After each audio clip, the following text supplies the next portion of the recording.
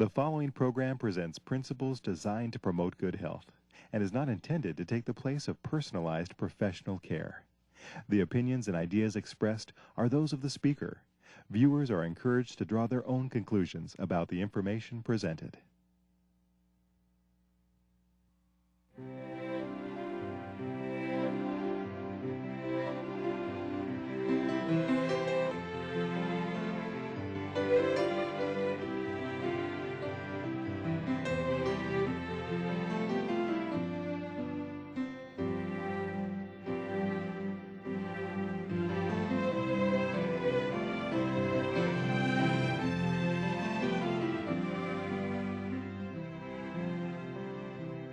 Welcome to Health for a Lifetime. I'm your host, Don McIntosh. We're glad that you're with us, and we hope today, as a result of this program, your mood improves. We're going to be talking about diet and how it affects your mood, and talking with us is an author and a lecturer and just basically a scholar in the area of nutrition, Vicki Griffin. Vicki, we're glad that you're with us. Thank you. And you lecture at the Michigan State University. You're finishing some graduate work in nutrition now. And you have authored a great series of books, Simple Solutions, one of which is Foods for Thought, Nutrition's Link with what is it, Mood, Memory, Learning, and Behavior. Yes, in conjunction with some other researchers. Sure, yeah. Great. So you've got a good team and putting out excellent material. It's being used in different faith communities and different churches across the country, and we're excited about that and what's happening in people's lives. Right. I mean, as they see the connections here. We hear a lot about nutrition in the news, of course, and we hear about how it leads to obesity, diabetes, and heart disease, and all these different things. But what about the connection between food and mood? Well, the real battle, Don, is not for the bulge, it's for the brain. Mm-hmm. It's not even about weight control, it's about appetite control. So what we're talking about in this book is healthy headquarters, how to help your mental engine to purr instead of ping. And sometimes the way we feel mentally, because of eating styles and other factors, of course, drives those eating behaviors that are contributing to the lifestyle diseases. So I think that a good place to begin would be with nutrition reviews that substantiates the whole premise of our book, that nutrition has a very profound effect on mental function. It says, can what you eat influence your mental function? And the answer is certainly affirmative. We ingest each day any number of compounds that we know alter mental function. So Nutrition Reviews, of course, is this very scholarly review of all the nutrition type things that are written. And they're saying, yeah, there's this great connection. There is a definite connection between what you eat and how you feel, your mood. And we're not talking about the sort of fad stuff that's out there that says if you want to be happy, eat a banana. If you want to do well on a test, have a tuna sandwich. This micro manipulation of food choices to get a certain response. We're talking about the overall long-term choices, what you're craving, what you're eating, what your consistent patterns of eating are, that are going to have a profound effect on the structure, function, and chemistry of the brain. And I think it's well stated by Melvin Werbach from UCLA School of Medicine. He said, it is clear that nutrition can powerfully influence cognition. That's your thinking. One lady at a meeting said, does that have something to do with your ignition? And I said, well, sort of. Influence cognition, emotion, and behavior, and then going on there. It is also clear that the effects of just classical nutritional deficiency diseases upon mental function constitute only a small part of a rapidly expanding list of interfaces or connections between nutrition and the mind. So in other words, they're just discovering all kinds of connections between what you eat, your mood, your brain function, and the list is just growing. Right, and just in 2000, the American Journal of Clinical Nutrition underscored this by saying that in their investigations over the past 40 years, several lines of study, epidemiological study, studies of biology and chemistry and genetics, have shown that the chemistry and function of both the developing and mature brain are influenced by diet. So when you say developing and maturing, that means that this impacts both the young and the old. Right. So my 5-year-old and your 25-year-old. And the 55-year-old in your home. All of those categories are profoundly affected by consistent food choices. Now, you say in your book that dietary changes affect your neurotransmitters. What's a neurotransmitter? A neurotransmitter is just simply a chemical messenger that that passes from nerve cell to convey the messages of mood and memory and various actions of the brain. And you say it also affects the cell function and structure. In other words, if you eat cheese, your head is cheese. Like, you know, I guess in Wisconsin they have those cheese heads. Is that right? Well, one of a very amazing woman wrote the foreword to our book. Her name is Dr. Helen Kim. She's the director of pharmacology and toxicology. She runs a protein lab at the University of Birmingham, Alabama. And in her foreword, she shows how the permeability, the cell conductivity, the structure and function and metabolism of the cells are affected by various dietary constituents. You can have a diet that makes your head stiff as well as your arteries and makes it very difficult for neurotransmission to take place. The cells can become impermeable and inflexible. But by contrast, with a healthy diet, why you can have better responsivity of cells, better neurotransmission. You can have more responsive synapses so that thinking can take place at a better level. So you don't have to be the victim of mood swings and all these different things. That's what research is finding? Well, Elizabeth Summers, who wrote a book called Food and Mood, she's a researcher in this area, she had a very interesting statement. She said, repeated poor food choices, and again, we're talking about the continual patterns of dietary choices, can set fundamental patterns in the production of brain chemicals. Now, when a fundamental pattern is set, that means genetic expression is being altered, that regulate appetite and mood so that you become a victim of mood swings, food cravings, and poor sleep habits and other emotional problems because of your eating habits. So if you repeatedly eat stiff foods, you're going to have a stiff brain. If you repeatedly eat all these different kind of foods that negatively affect your mood, you're going to be moody. All these different things. You are what you eat. Well, that is true, and we are not saying, let me say what we are not saying. We are not saying that food cures everything. A person can be a vegetarian and still be mean. However, that's true. I think I've met some like that. You've met some. However, there is a tremendous responsiveness with nutrient content, fiber content, on appetite regulatory hormones, genetic expression, structure of brain cells. All of these factors are profoundly influenced by nutrition. So in other words, food's not the only answer, but it certainly is one we can't just dismiss because it's something we just put in every day. I mean, people usually eat 2, 3, 4, 5, 6, 10 times a day. Or more. Or more. Right. So you've got to have the right kind of foods. Now you say that you have your list, you have this hit list that I've heard you talk about before and seen in your books. That is the negative list, the one that can really set you up for bad mood and all those different things. Yes, you'll have transmission trouble with this list. Yeah. What is this list? I call it the chips, chops, and lollipops lifestyle, and it includes the very hard, stiff, saturated fats that people typically consume in large amounts. So saturated fat like red meat and butter? Yes, red meat, butter, the high-fat cheeses, that kind of thing. The trans fats, the omega-6 fats that we find in the fries and cookies and then in the chips, that type of thing that we see. And then the refined foods? Yes, we can probably all pretty well figure out what those are. Bread, pastry, snack mix. What else is on our list? Refined sugars, candy bars, ice cream, and pie. Boy, you're taking away all the fun foods here. Alcohol, animal products. Right. And all of these things, it's very interesting because these types of foods, of course, are implicated in the development of metabolic syndrome and other lifestyle diseases. But there's also metabolic mayhem mentally that occurs when you have a course of consistently eating these types of foods. And those syndromes, elevated blood pressure, uncontrolled, elevated cholesterol, metabolic syndrome, insulin resistance, these syndromes are associated with increased levels of depression, fatigue, tension, lower levels of mental processing. And so when a person feels that way, they are more inclined to crave these kinds of foods just simply because their mental engine is just throttling at a low level. And so there's a kind of a vicious cycle that's created by these foods. Well, you know, it's really easy to point out these bad foods in that list. It seems so easy to read through, but I'm sure people are just gasping. Oh, man.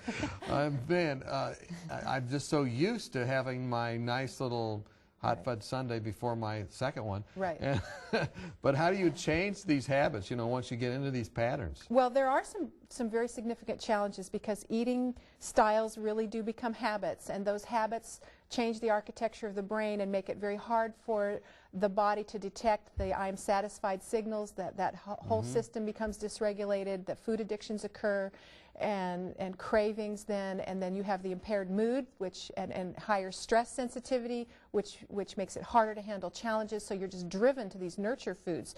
And so breaking that cycle takes concentrated effort, it takes focus, and it takes a choice.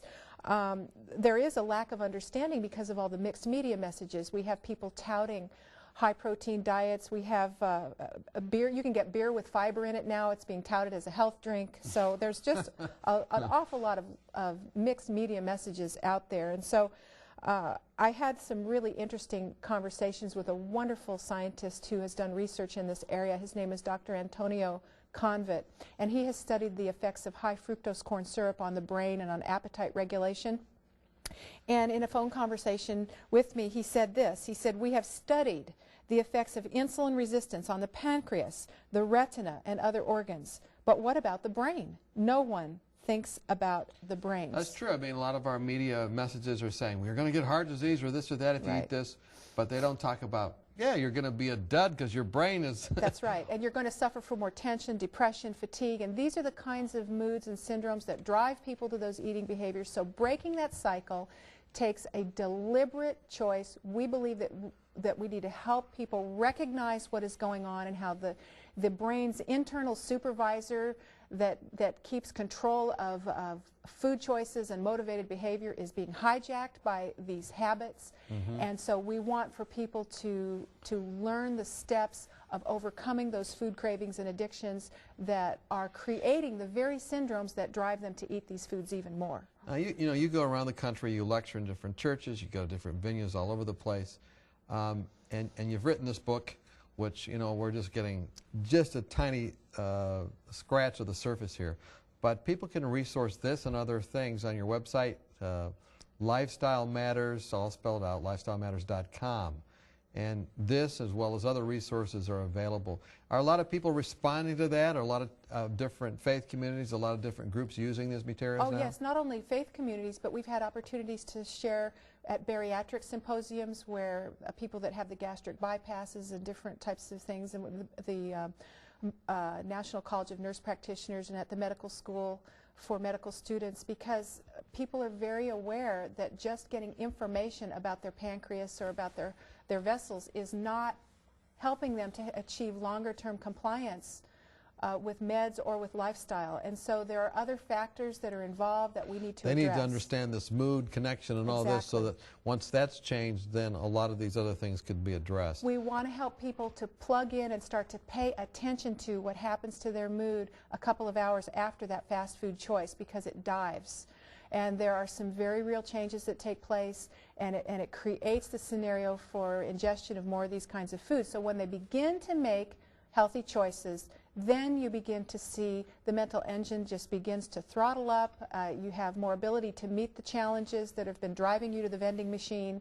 This is what we want to driving you to the vending machine. Well, you know, and that sounds funny, but it is really true. We're talking with Vicki Griffin. She's an author, and she lectures in many different venues. And her material is available to us in this program today. We're going to come back and talk about some good news as it relates to mood and food. Join us when we come back. Are you confused about the endless stream of new and often contradictory health information? With companies trying to sell new drugs and special interest groups paying for studies that spin the facts, where can you find a common-sense approach to health? One way is to ask for your free copy of Dr. Arnott's 24 Realistic Ways to Improve Your Health. Dr. Timothy Arnott and the Lifestyle Center of America produced this helpful booklet of 24 short, practical health tips based on scientific research and the Bible that will help you live longer, happier, and healthier. For example, did you know that women who drink more water lower the risk of a heart attack? or that 7 to 8 hours of sleep a night can minimize your risk of ever developing diabetes. Find out how to lower your blood pressure and much more. If you're looking for help, not hype, then this booklet's for you. Just log on to 3abn.org and click on free offers or call us during regular business hours. You'll be glad you did. Welcome back. We're talking with Vicki Griffin. We're talking about foods and how they can affect your mood. They don't just affect your body. They don't just lead to heart disease and to cancer and to diabetes, although those are very bad. But the real issue is headquarters. Our guest tells us today, your head, the brain. Vicki Griffin, we're glad that you're with us. Thank you know, you have an exciting life lecturing to, medical students and to different groups and churches across the Michigan Conference around the country. You work with a great team, putting together great materials to help people. And we've talked about food and the effect it can have. I mean, food is not the answer to everything, but it's really big because we eat so much of it. We do it every day. Most people that are watching have probably already chowed down a couple times today, and it's very significant. You talked about some bad things, the chips, the pop, the lollipops, that kind of diet, and what it does to your neurotransmitters and makes these mood swings come and all that. You looked at some of the research with us, but what are some foods that really can get our, what would you say, our mind purring instead of pinging? Well, the high-fiber plant foods that are very rich in antioxidants and vitamins, minerals, phytochemicals, which are non-nutritive substances that help to add to the color, flavor, and texture of the foods that we love from the produce department. Okay. Those have some very real effects on the brain as well as other hopefully parts of the body. Very positive effects. Okay. Right. And we call the produce department the Department of Defense. Okay. And so, yes, there are a list of types and categories of foods that we want to make sure that we have. So you say plenty of fresh vegetables is the first thing on your list? Absolutely. And then fresh fruit varieties? Especially greens. Greens. Greens are the best for the mind. Okay. Throttle up on those greens. Spinach, Popeye. Yes, they're very rich in magnesium, which is a major anti-stress mineral. They have not only magnesium, but calcium, boron, the B vitamins. These are all very stress protective. And it just, I mean, some people probably don't know what those all mean, but those are good for the brain. Good. Whole grains. That's right. That would be like what? Brown rice versus white rice? That kind of thing? Yes, whole grain bread instead of white bread. Let's read through the rest of our list and we'll come back, maybe talk about a couple. Beans and legumes, nuts, seeds, olive oil, plenty of water between meals, B12, and then vitamin D if you're in those northern climates or climes, yes, right? you need to pay attention to B12 needs, and like I said, vitamin D is important, especially to those in the northern climates. Fatty acid intake is so important. People don't realize at times how important it is to get those healthful fatty acids. Olive oil, for instance, extra virgin olive oil is very rich in antioxidants, 31 different antioxidants, and hydroxytyrosol, which makes vessel walls more supple. That includes the brain. And in the aging brain, that's especially important. Well, I think probably also, I've seen a number of cases of vitamin B12 deficiency. Oh, absolutely.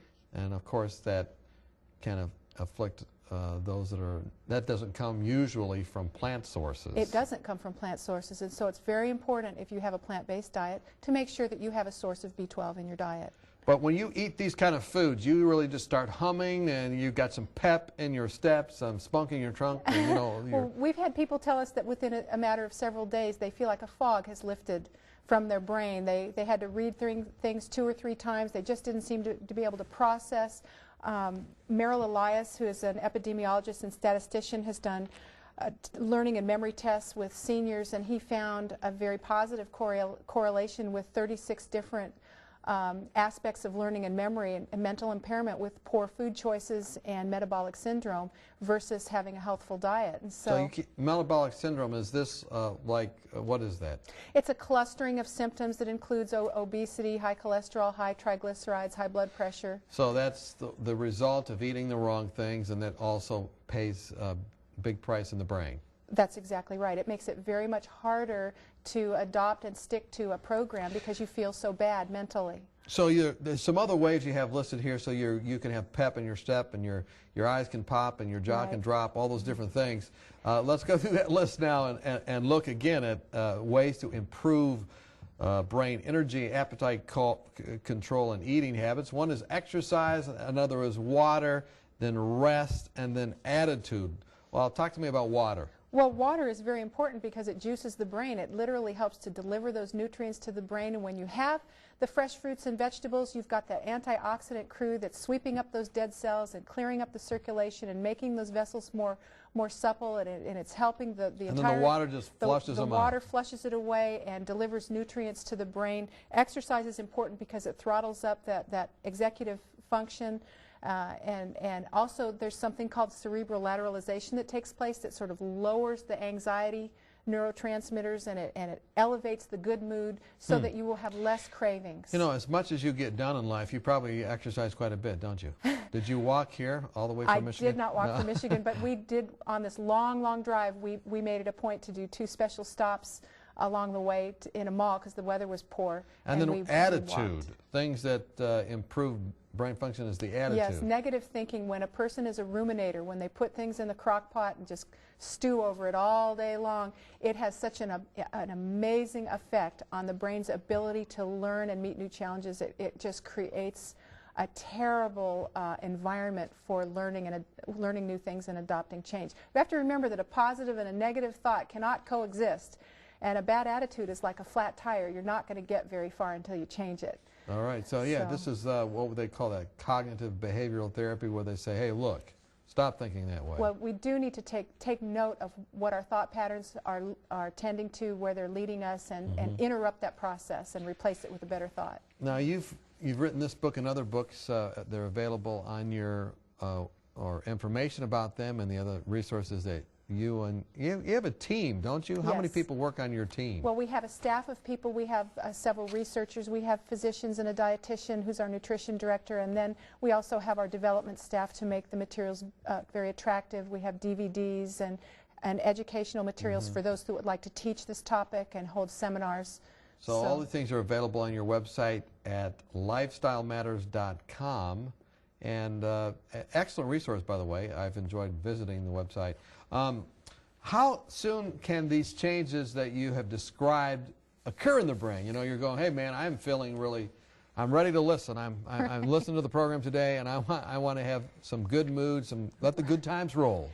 How soon can this happen? Well, reversing the architecture of the brain, or changing the structural problems that have occurred through years of wrong choices takes time, but some of the effects and results of positive choices can take place in as little as a few days. And we know that even changes in blood vessels begin to take place in a few days. And so the changes in part depend on how much damage has done, how much atrophy has occurred in certain parts of the brain that may be affected by poor lifestyle. But there is just positive change that does occur for most people very, very soon, and it begins to improve as time goes on. Now, you said that there's even a possibility of changing dementia. What is dementia, and what is the research you're talking about in terms of dementia? Well, a good diet can slow the progress of dementia. So what is dementia? I don't know that it would reverse it.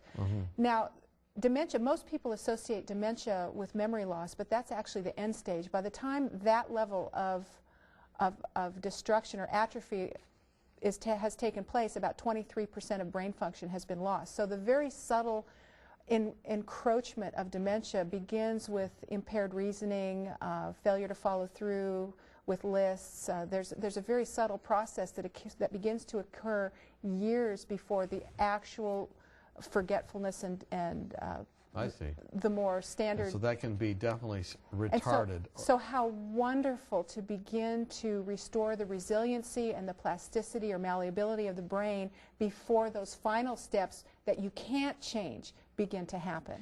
You have 4 steps, you say, that a person can take to, put their mental engine back on the road, the highway, the fast lane. That's it. So we want to look at those 4 stages, then we'll come back and talk about them. The first one you have down here is to replace refined junk food with more fiber and antioxidant-rich foods, to replace sedentary habits with exercise every day, to replace soda and coffee with water, and to replace TV with stimulating mental challenges. That's right. So what are some of the stimulating mental challenges you're involved in?